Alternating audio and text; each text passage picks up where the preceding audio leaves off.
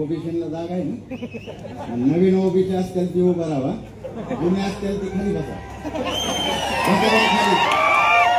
नवीन असतील ते उभा राहा, नवीन बघायला नवीन ओबीसी उभाच राहा, जे जुने आहेत ते बसा बसा बसा, कोकरी बसा की बसा खाली.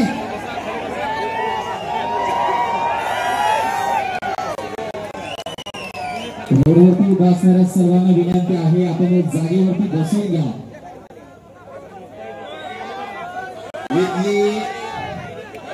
बसल्या जातात सगळे, ही पत्रकार आहेत ना, पत्रकारांना नाही ती ओरिजिनल म्हणतात.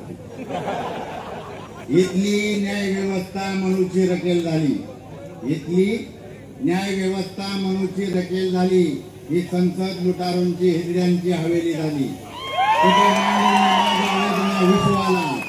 कुठे मांडू मी माझ्या वेदना विश्वाला, ही व्यवस्था आझाद मैदानावर नागवी झाली.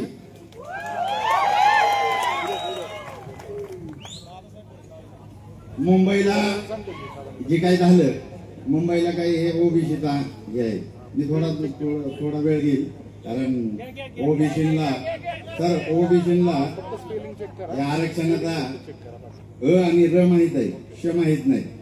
यांना फक्त पिंपळीचा सरपंच बदललेला माहित आहे. पिंपळीचा सरपंच नवीन ओबीसी झाला ना, आहे ना, बारामतीवाले आहेत का नाही, खरं आहे ना, बारामतीतल्यांना विचारतोय आहे का नाही खरं. आता सगळीकडे तुम्हाला असंच होणार आहे. आता इथं माझ्या अगोदर जी भाषण करत होती त्यांच्या थोडा संदर्भ घेऊन मी बोलणार आहे, परंतु आरक्षणाचा थोडा इतिहास तुम्हाला सांगणार आहे. फुलवाडी भूषण पहिले तर महाकारुणिक तथागत भगवान गौतम बुद्ध, फुलवाडी भूषण बहुजन प्रतिपालक छत्रपती शिवाजी महाराज, या देशाचे खरे राष्ट्रपिता महात्मा ज्योतिबा फुले, आरक्षणाचे जनक राजश्री शाहूजी महाराज, ज्यांनी आंधळ्याला डोळं, बहिऱ्याला कान, मुक्याला वाचा, गांधीला जीवदान आणि तुम्हाला मला दिलं या देशाचं सर्वोच्च असं संविधान. ते भारतीय राज्यघटनेचे शिल्पकार विश्वरत्न परमपूज्य डॉक्टर बाबासाहेब आंबेडकर. 15 ऑगस्ट 1947ला देश स्वतंत्र झाल्यानंतर त्याच्या दुसऱ्याच दिवशी शाहीर अमर शेखला बरोबर घेऊन मुंबईमध्ये विराट मोर्चा काढणारे आणि त्या मोर्चात ही रणगर्जना करणारे की ये आजादी झूठी है और देश की जनता भूकी है असं म्हणणारे स्वतंत्र भारतातील पहिले विद्रोही साहित्यरत्न अण्णाभाऊ साठे. जी जात जी जमात रेल्वे गाडीत बसली नव्हती त्या जातीला त्या जमातीला लाल दिव्याच्या गाडीत बसवणारे वर्तमान युगातील महापुरुष बहुजन नायक मान्यवर कांशीरामजी, माता जिजाऊ, माता रमाई, माता अहिल्यादेवी होळकर, माता सावित्रीबाई फुले या सर्व बहुजन संतांना महापुरुषांना प्रथमतः त्रिवार अभिवादन करतो. आणि बांधवांनो, ही जी लढाई आहे, या आरक्षणाची लढाई, ही आरक्षणाची लढाई सुरुवात केली ही या महात्मा ज्योतिबा फुलेंनी. 1848ला हंटर आयोगासमोर फाटके कपडे घालून उभा राहिलं आणि फाटके कपडे घालून उभा राहून फाटफाट इंग्लिश बोलायला लागलं.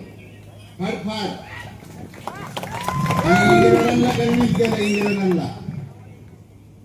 इंग्रजांना कन्व्हिन्स केलं आणि इंग्रजांना काय मागितलं महात्मा फुलेंनी, तर प्रतिनिधित्व मागितलं. मग महात्मा फुलेंनी हे आंदोलन जे सुरू केलं, तुम्हाला सगळ्यांना माहित आहे, महात्मा फुले आपल्या ब्राह्मण मित्राच्या वरातीच्या लग्नात वरातीतून चालत होते.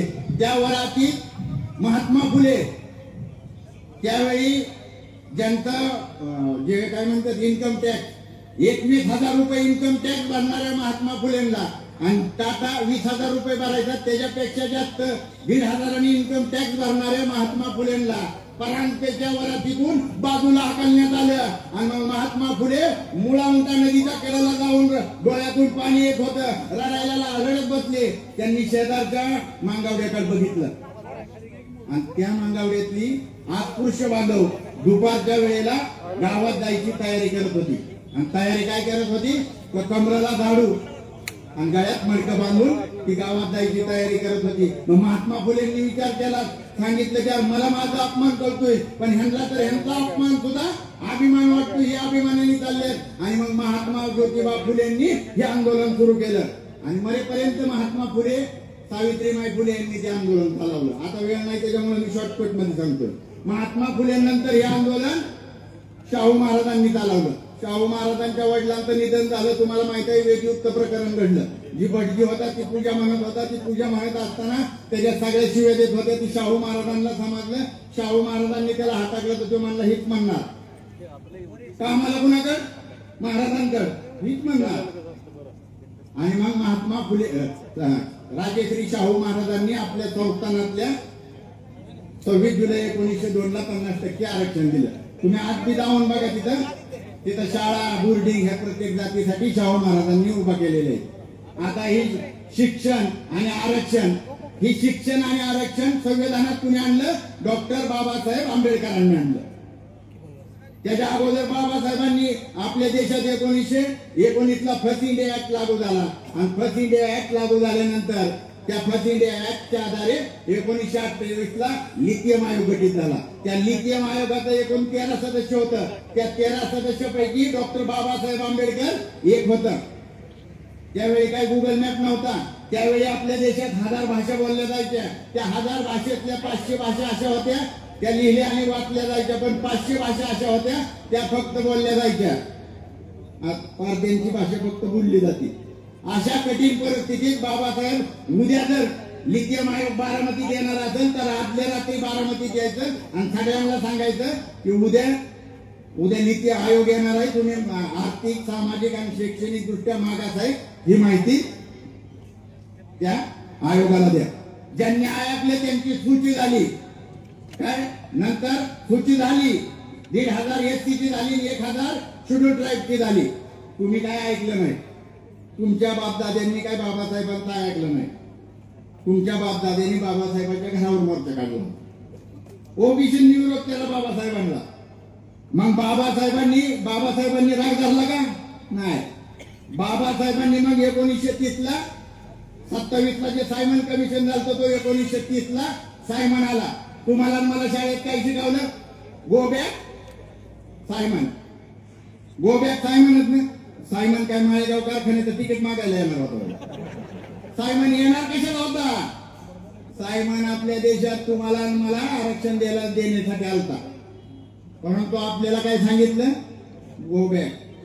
ह्या देशातल्या 2 ओबीसी आणि 1 अस्पृश्यांच्या म्हणजे दलितांच्या बाबासाहेब आंबेडकर 84 आणि अजून 1 ओबीसीच्या नेत्यांनी सायमनचं स्वागत केलं. बाकीच्या सगळ्या देशातल्या लोकांनी त्यांचा विरोध केला. आणि मग 1931 ला पहिली राऊंड टेबल कॉन्फरन्स झाली. त्या राऊंड टेबल कॉन्फरन्स मध्ये बाबासाहेबांनी हक्क अधिकार तुम्हाला मला मिळवून आलं. जसं गांधी पहिल्या ह्याला गेलं नव्हतं, मोहनदास करमचंद गांधी पहिल्या तो राऊंड टेबलला नव्हतं. दुसरी राऊंड टेबल कॉन्फरन्सला गांधी गेलं.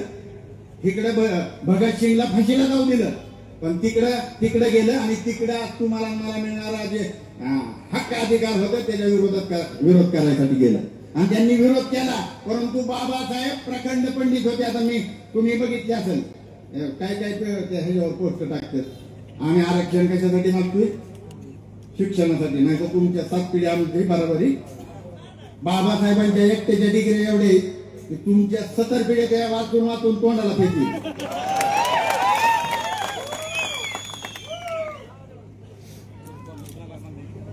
आता इथं कार्यकर्त्यांनी सांगितलं तर ही ज्यावेळी हक्क अधिकार मिळालं, गांधीजी तिथून आल्या पुण्यात उपोषणाला बसलं आणि बाबासाहेबांनी लंडन वरून कम्युनल अवॉर्ड जो आणला होता तो कम्युनल अवॉर्ड 24 सप्टेंबर 1932 ला रद्द करण्यात आला. पुणेकरांचं नाव.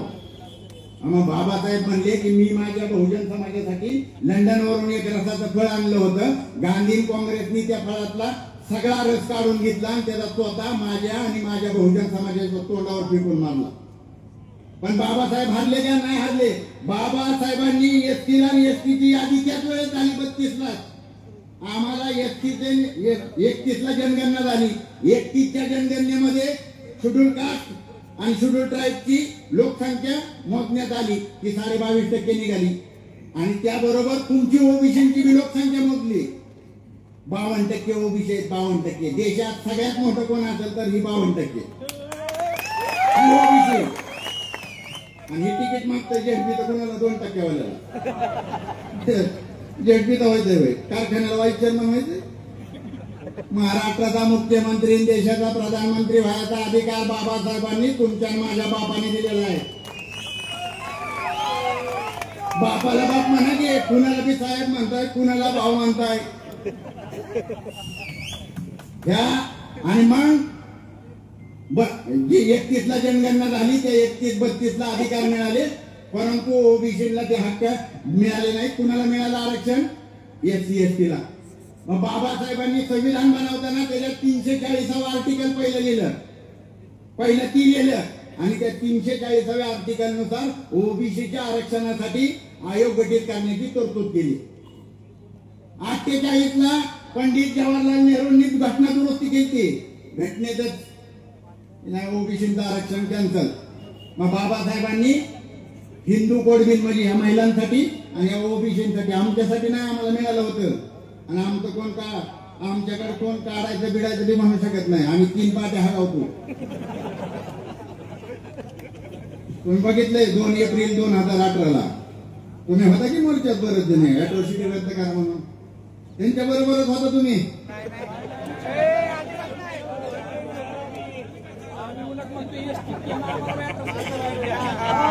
आणि मग नाही मी मोर्चाचं सांगितलं आपलं तसलं किती मोर्चा काढा आम्हाला काय फरक पडत नाही. दिल्लीला जाऊन संसदेत जाऊ देऊ का? दिल्लीच्या संसदेच्या गेटवर जायची ताकद ठेवतो बाबासाहेबांच्या आवला दे. तुम्हाला तुमची ताकद कळा नाही, तुम्हाला तुमचा बाप कळा नाही. 48 ला घटना दुरुस्ती झाली. आता सगळे म्हणतात मद्रासला 78% आहे महाराष्ट्रात द्या. मद्रासचं कसं आलं?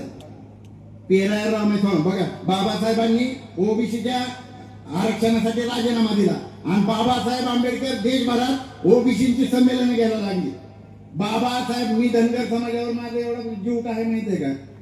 बाबासाहेबांची जगात सगळ्यात पहिली मिरवणूक कोणी काढली असेल तर या बारामतीच्या धनगरांनी काढली. गोपनी वाद्याचे चौकाते आमचे. आता मी सर आता ही पुढे हरिकिराची काही पुढे गुरुजी जे आहेत ना ते माझ्या घराच्या समोरच राहायचे. आपण जाणार आहे, तुम्हाला सुतोरी केली मी तिथे, आम्हीच चालणार आहे, तुम्ही खाणार पण नाही. ही मग काय झालं?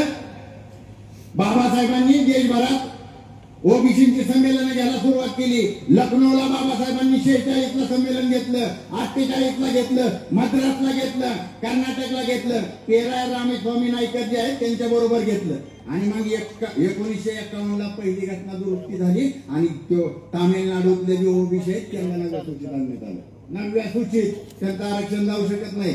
तुमचं किती खासदार आणा, किती बी खासदार आणलं तरी काय होणार नाही. पुढं 52 ला पहिली निवडणूक झाली. आणि पहिल्या निवडणुकीच्या अगोदर मग काँग्रेसनं आश्वासन काय दिलं? ओबीसीला आरक्षण देणार. मग नेहरूचं बहुमत आलं आणि मग 340व्या आर्टिकल नुसार काका कालेलकर आयोग गठीत करण्यात आला. काका कालेलकर आयोगाने अभ्यास दौरा केला आणि ती यादी जी आहे ती नेहरूंकडे दिली. नेहरूंनी ती यादी राजेंद्र प्रसादकडे दिली. राजेंद्र प्रसादने जवाहरला बोलावलं. जवाहर, आधीच आपण SC-ST ला दिलेलं आहे, ह्या 52% ओबीसीला जर तू आरक्षण देशील तर तुला मला मिठाई वाटावी लागेल फक्त. मग काय करायचं? मग कालेलकराला बोलावलं. कालेलकराला खाली लिहायला लावलं की हे जरी खरं असलं तरी मी ह्याच्याशी सहमत नाही. त्यांनी एक ओळ खाली लिहिली आणि तो काका कालेलकर आयोग कचऱ्याच्या टुपलीत टाकून देण्यात आला. आणि मग 1956 ला 6 डिसेंबर 1956 ला बाबासाहेबांचं महापरिनिर्वाण झालं.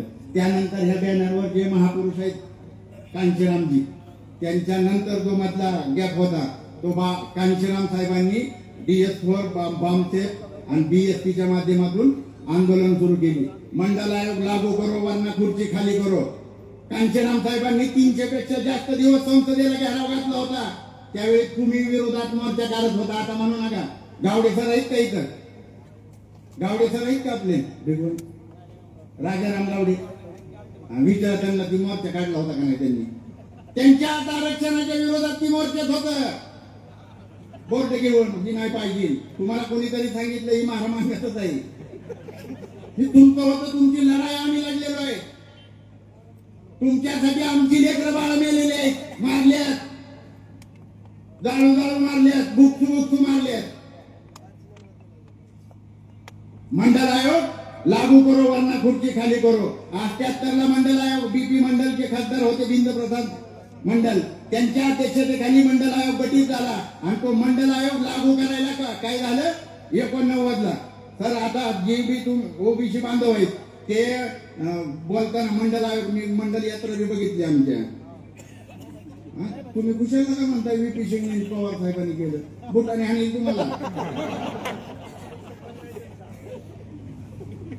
3 खासदार बीएसपी तर निवडून आलता बहुजन समाज पार्टीचं, किती 3. आणि व्हीपी सिंगनी कांशीराम साहेबांना सांगितलं की 3ही तुम्हाला कॅबिनेट मंत्रीपद देतो, गृहमंत्रीपद देतो. ह्याच्यात या सत्य कांशीराम साहेब म्हणले नाही, माझ्या 3 अट आहेत. पहिली अट डॉक्टर बाबासाहेब आंबेडकरांना भारतरत्न द्यायचा, दुसरी अट मंडल आयोग लागू करायचा, आणि तिसरी अट मंडल आयोगाच्या विरोधात लालकृष्ण अडवाणीने जी रथयात्रा काढली ती रथयात्रा थांबवायची. आणि या 3ही मागण्या मान्य केल्या, मग पाठिंबा दिला. आणि ज्या दिवशी व्हीपी सिंग सरकारनं मंडल आयोग लागू केला त्या दिवशी भाजपाने बीजेपी वाल्यांनी बाहेरून दिलेला सपोर्ट काढून घेतला. मग आता बीजेपीने काढून घेतला, ओबीसीचं चांगलं करणारी तर हे काँग्रेसच्या अवलादे असतील तर ह्यांनी सपोर्ट देत होता, ह्यांनी का नाही दिला. दोघे एकाच बापाच्या अवलादे आहेत, एक मावशीचा आहे एक चौकीचा आहे. आणि तुमचा निळा झेंडा आहे, निळा पिवळा तुम्ही घरी जाऊन कलर मिक्स करा, डेंजर होतो. लाल कलर होतोय, लाल होतो एकदा दाखवू ना. म्हणून बांधवांनो, ही जी आंदोलन आहे ही आंदोलन आता काय, आता त्या दिवशी त्या मी 2 मिनिटं घेतो फक्त. त्या दिवशी ह्याच्यावर काय झालं त्या आझाद मैदानावर, मी टीव्हीवर बघत होतो दुपारी 2 वाजता. टीव्हीवरती काय हे झालं, कोर्टाने मुंबई हायकोर्टाने जरांगेंचं आंदोलन बेकायदेशीर ठरवलं. बेकायदेशीर कारण कोर्टाने एका दिवसाची परवानगी दिली, 9:30 पासून 6 वाजेपर्यंत. 2 दिवसाची कुणी दिली त्यांना? कुणी? तुमच्या लाडक्या भावानी, लाडक्या भावानीच की. आणि मग कोर्टाने 2 वाजता ते आंदोलनच बेकायदेशीर ठरवलं. कोर्ट जेवणाला उठलं आणि जेवणाला उठल्यानंतर कोर्टाने सांगितलं की जेवण झाल्यानंतर हे जेव्हा आपण परत चालू करू.